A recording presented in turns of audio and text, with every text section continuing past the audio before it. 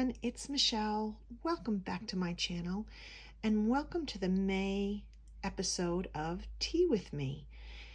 Tea With Me is my little monthly chat about all the things going on in my paper vintage art world, as well as usually some product shares and book recommendations and lots of little resources and things for people who share the same interests as I do. If you're new to my channel, thank you so much for stopping by. I hope you'll stay.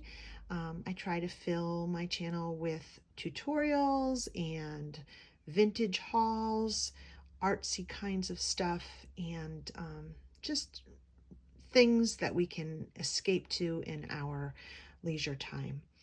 Today I am having my cup of tea this month. Ooh, I think I've misplaced the bag. I usually show the bag. Is a Twinings Blackberry and Currant. Black currant and blueberry. Well, I kind of got that right.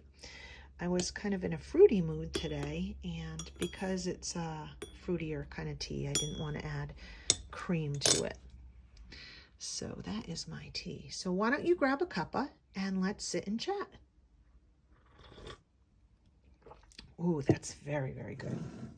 Okay, May. There's so much for me to talk about in May. So I'm gonna sit down here, take a load off, and start my chat. So this has been a very busy month. You may, if you follow me on Instagram, you may have heard me talk about how in April I was doing quite a bit of work with a friend for her estate sale company. So I really wasn't around, and I think I pulled off the April Tea With Me right under the wire. So May, I actually recorded a good part of this episode the first week of May. As you all, maybe you do or don't know about my infamous cousin Sue, who I adore. She is a very talented bookmaker, and her binding skills are amazing. And she started doing it way before me. And she has a company called Brown Bag and String Studio in Vermont. And she lives only about 40 minutes from where my son goes to college. So I needed to run up and grab a car full of his things before he came home. And it was a perfect excuse to go visit Sue. And because of COVID, I hadn't really seen her in a while. And if you've been with my channel for a while, well, first off, thank you. But second off, then you're familiar with maybe some of the hauls that Sue has sent me. She's generous to a fault. She sends me amazing gift boxes full of vintage goodies. We share a lot of the same loves. And when I started getting into junk journaling, it was really great for us to have this shared interest in books. So when I went up to visit her, she had just created some amazing books, and she calls her studio the Bat Cave. That's her nickname for it. And she had amazing things in the Bat Cave I wanted to share with you.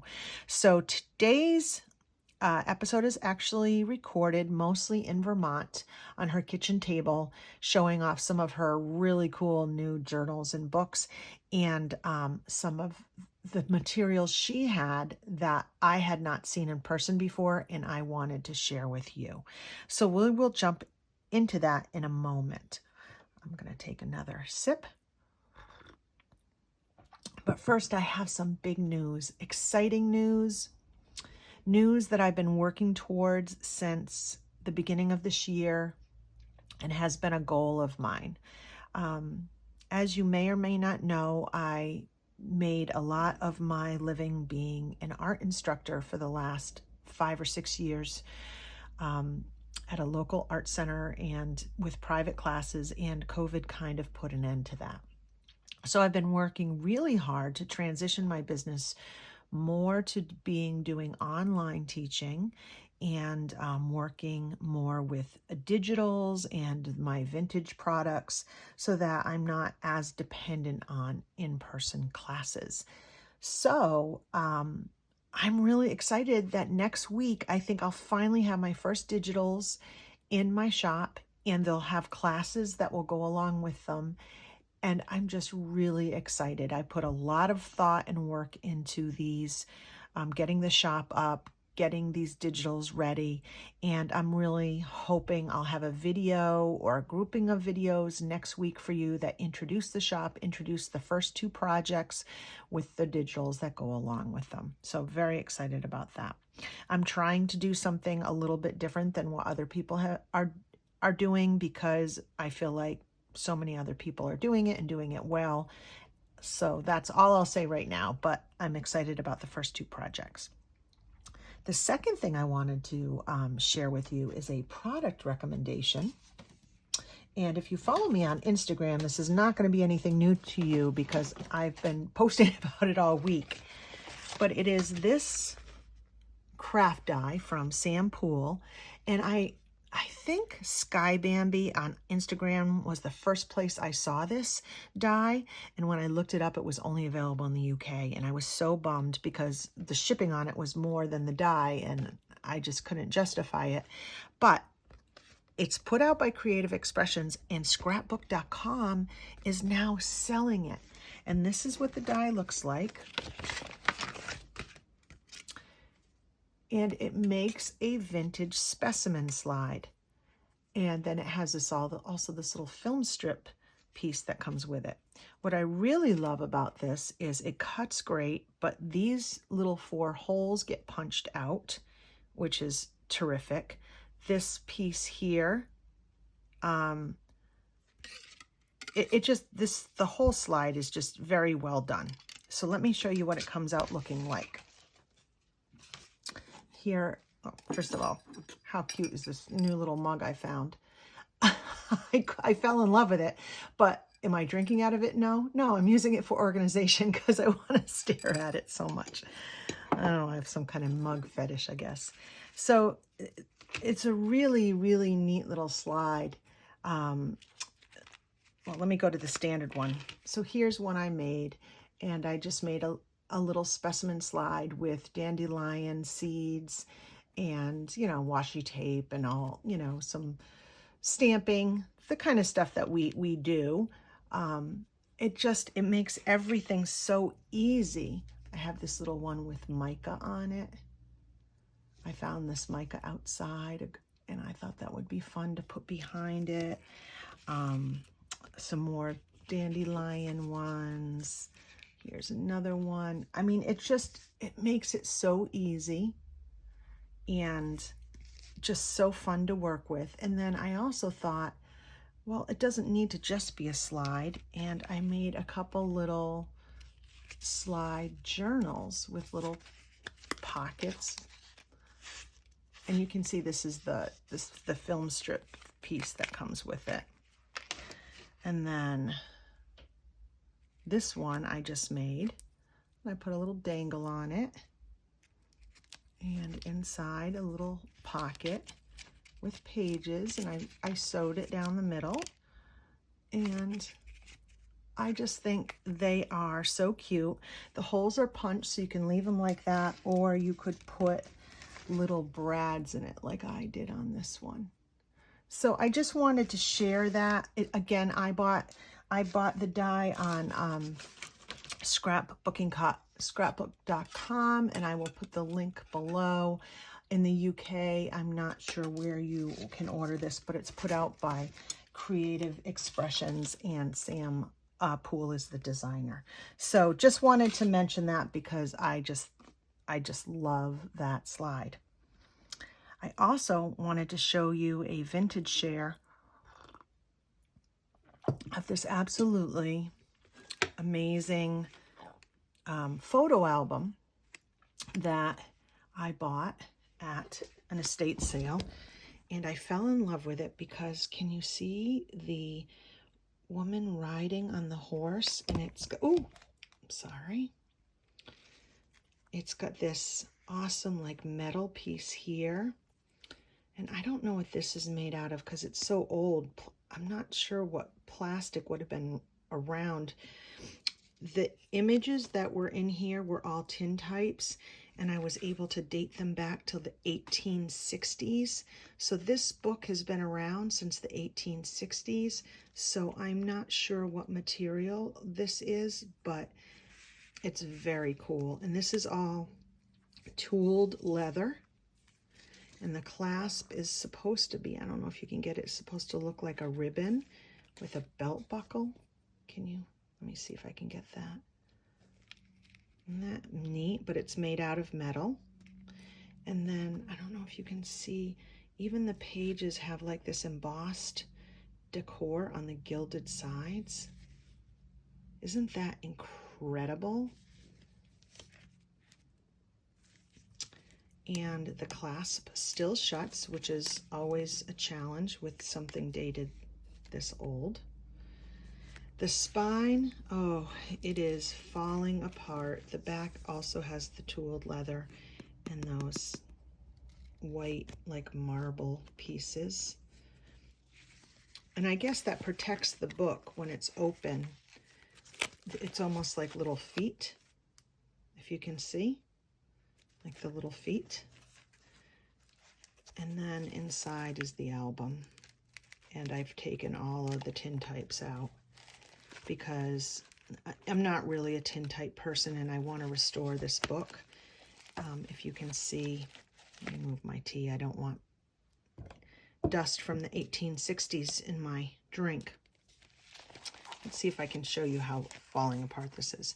So the spine has been actually it's detached from the back, but the glue on these pieces is still really good. So I think I can repair this, and I would like to work on this because I think it is just so beautiful. And I had to share that with you. And I'm going to try to scan it too because I think it would make a great printable as well. So had to share that. So moving along, I'm now going to add the pieces I recorded at Sue's. Hi everyone, it's Michelle. I am visiting my cousin Sue, my infamous cousin Sue, which you've seen me post videos and Instagram posts about. Hi Sue. Hello everybody. Sue is very shy, so she won't be talking too much, but my cousin Sue is an expert bookbinder and bookmaker, and I'm visiting her today. And I just have to share some things here because there's too cool not to. And she may have to interject because I don't have the experience in bookbinding to know exactly what I'm looking at, but I have to show you some really cool things that are only here at Sue's studio, and some products, some recommendations, some books, and I think that you're gonna really, really love them. So today I'm gonna start first with two beautiful books that Sue has just finished.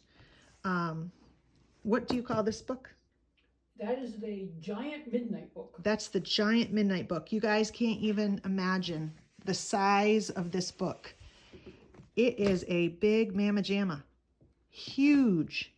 She made the entire book by hand, including the buckles here. And excuse me for being handheld, but I don't have a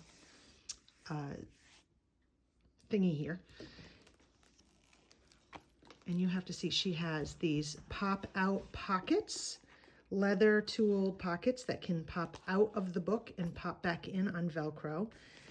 This amazing textured paper, which you said was mermaid, which is phenomenal. And then I think 18 by 24 pages. That's the size of each page. And I don't know, let's see how many signatures. Do you remember how many signatures, Sue? No, I don't. And then in here, a magic wand. How cool is that? Beautiful, beautiful book. And Sue makes gorgeous books, and I will post her business in my links below so you can check out other books she makes. And then there's this book, which maybe you could reach in and open. Because now we're calling this a do-si-do book, but it's pronounced a little bit differently. And I will write the way it's written online up in the top of this video so that you can look it up online. But what you need to know is that it's 6 books in one? Yep. 6 books in one.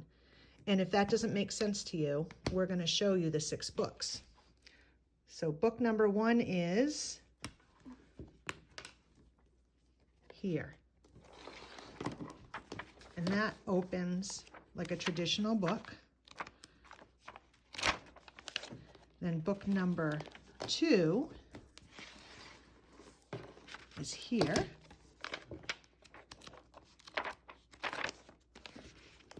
Book number 3 is there. Book number 4 is here. Then we flip it over. Book number 5. And then book number 6. And they clasp, she put in a leather strap that keeps all the books from flipping over. But you can still open, can you still open them? No. You can't open them at all when they're flipped. So just take a look at the binding, because your brain's probably not caught up to what you just saw, because I couldn't wrap my head around it. So here's like a traditional book binding right in here. Here's the spine. And then on this side is the second spine. And that's for the books that open this way.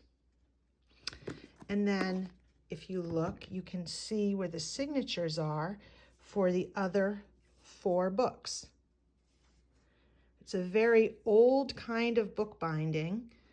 And Sue said if we look up do-si-do, we should be able to find it if you want to get more information on this type of binding.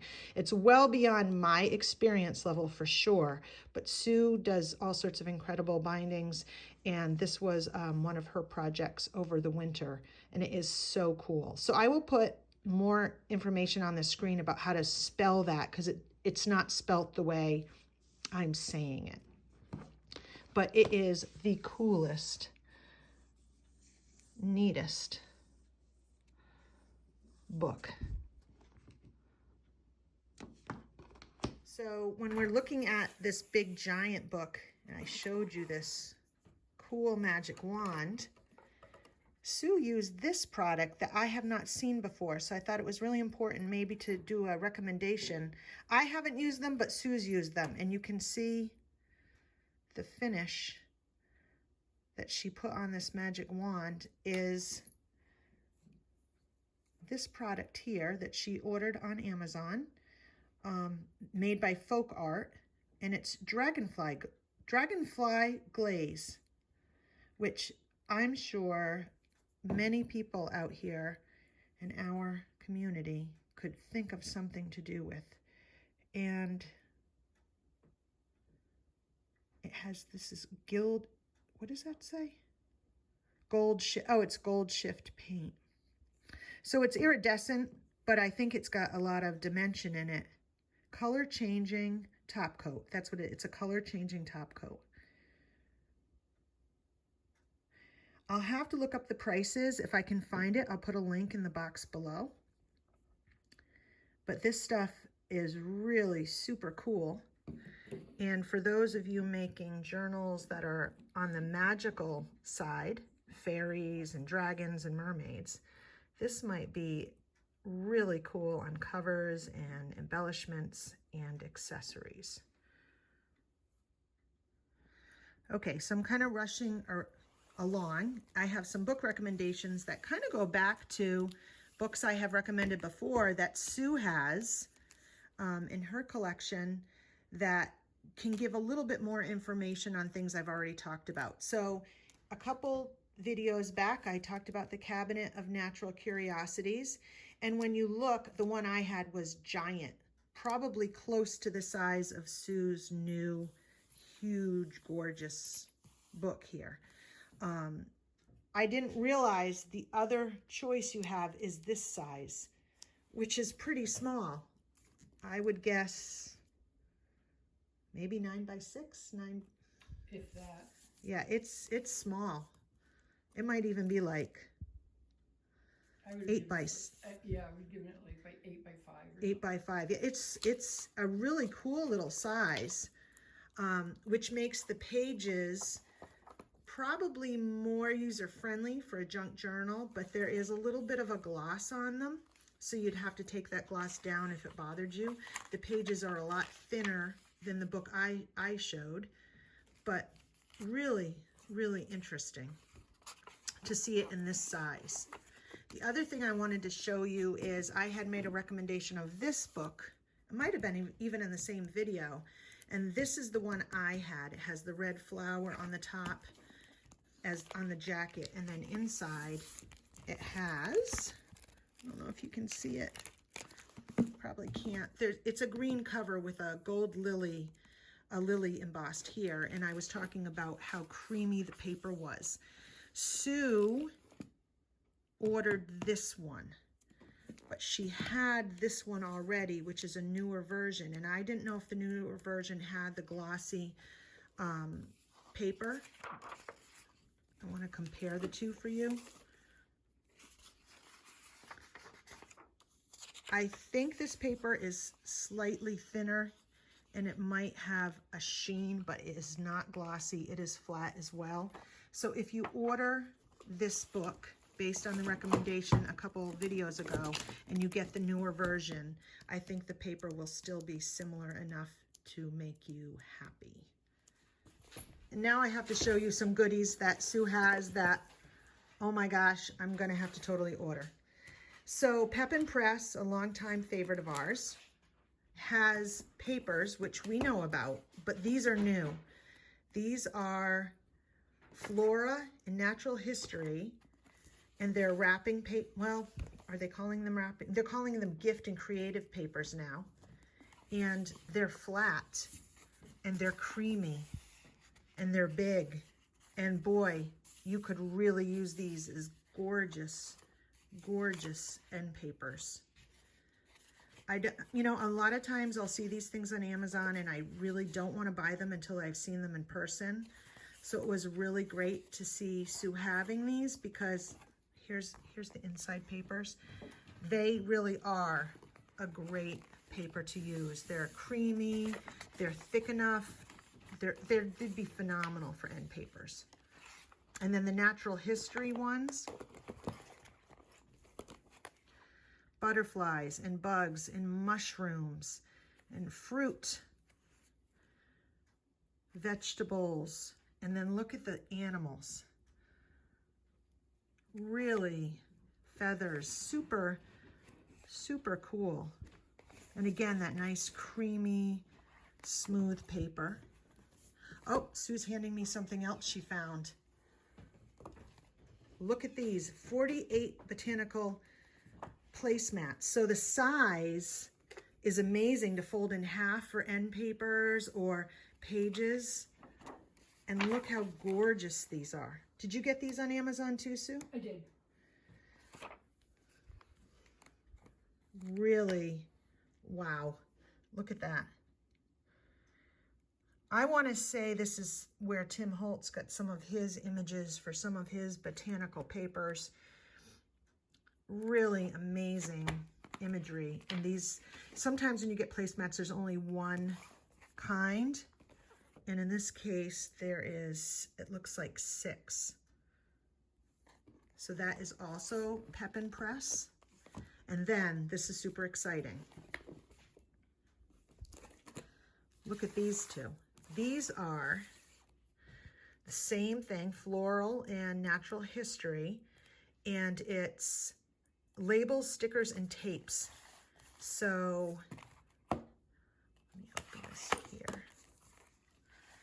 So you have stickers, These would be the stickers.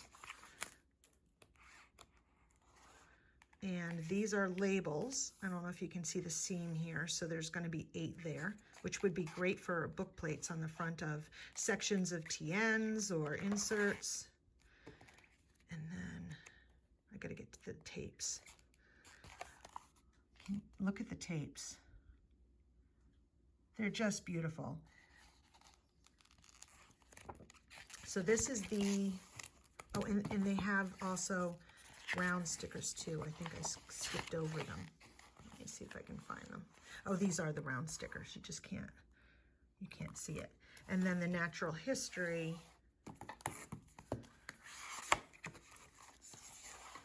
You can see the circle a little bit better just because there's colored backgrounds. And again, this is very similar to the images that you find in the Cabinet of Curiosities, just in sticker format. These are tapes. These, I think the natural history is better than the botanical, in my opinion, because the variety is phenomenal. Look at those. These are all labels. So I had to share these because I had never seen them before. Sue finds the absolute coolest things.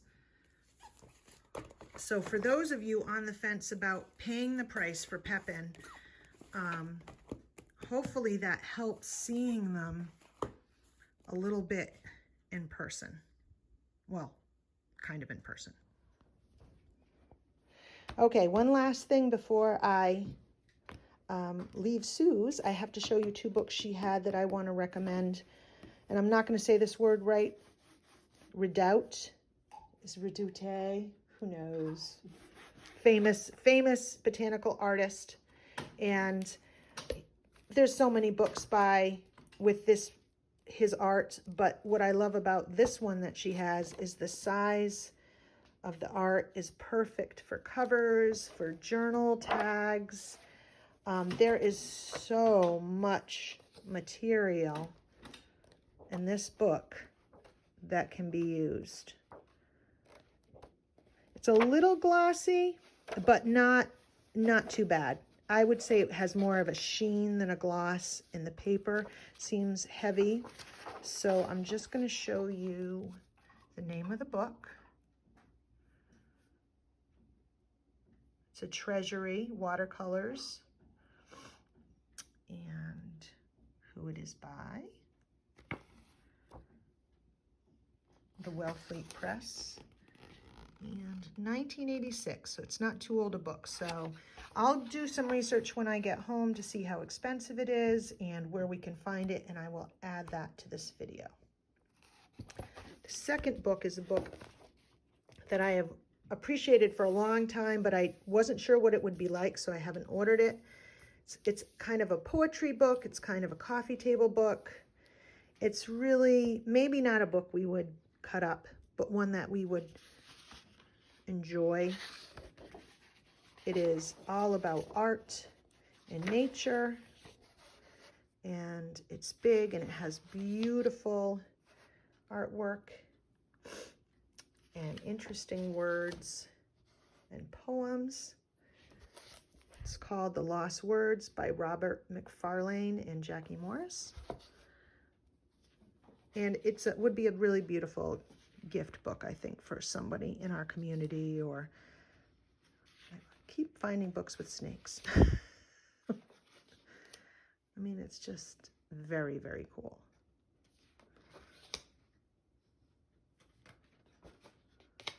The artwork is super neat. And if you could find this secondhand, I'm not sure I could ever cut this book up, but I would certainly like to own it.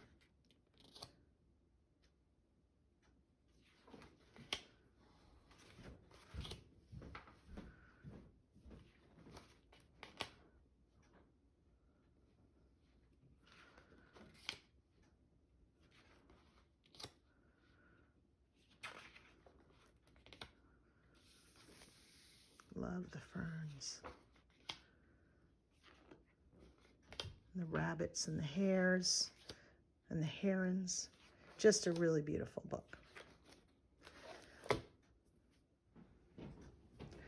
So we got some recommendations, some cool books, some materials, and a super cute doggy.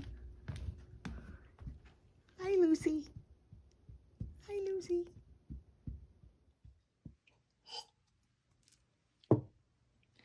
And that is May's Tea with Me. I want to have a big, big, big, big thank you to Sue for not only sharing her new books and all the cool things I shared from her Bat Cave, but also for her inspiration in my life. I learned so much from her. She's such a wizard when it comes to bookbinding, and I just love her to death. And I just want to thank you, Sue, for being you and for your generosity and your hospitality. And I'm just so lucky to have you for a cousin. So that's it. That's May. I have a lot coming down the pike. I hope you'll join me soon for my new videos. And I hope you have a great weekend and a terrific rest of the month. Bye, guys.